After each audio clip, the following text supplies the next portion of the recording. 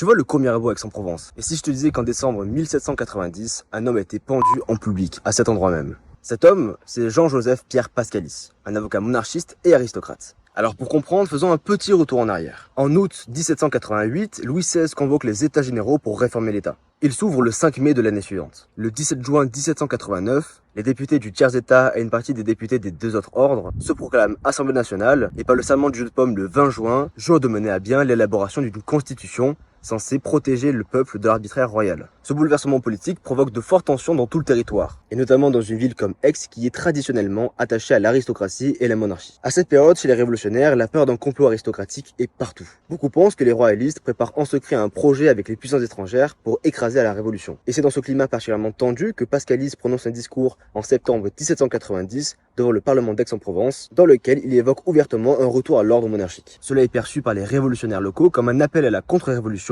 et la preuve d'un complot plus vaste. La situation s'aggrave début décembre lorsque des partisans monarchistes annoncent leur intention de créer une société royaliste installée au cercle Guillon situé sur le cours Mirabeau. La nouvelle relance immédiatement les rumeurs de complot. Surtout qu'il se dit qu'à ce moment-là, on porte des cocardes blanches, symbole royaliste, face aux cocardes tricolores révolutionnaires. En réponse à cette provocation royaliste, le 12 décembre 1790, deux sociétés républicaines aixoises défilent sur le cours. Et lorsqu'elles arrivent devant le cercle Guillon, la situation dégénère. Un affrontement armé éclate, et Pascalis, qui est soupçonné d'être au cœur d'un complot aristocratique, est arrêté et emprisonné. Mais très vite, la foule décide de récupérer Pascalis pour le juger elle-même sur la place publique, sans attendre toute forme de procès. Le 14 décembre, il est pendu sur le cours, à côté d'autres royalistes présumés, devant une foule composée d'hommes, de femmes et d'enfants dans une ambiance presque festive. Je vous mets à l'écran des extraits du rapport municipal de l'époque qui témoignent du chaos qui régnait à ce moment-là.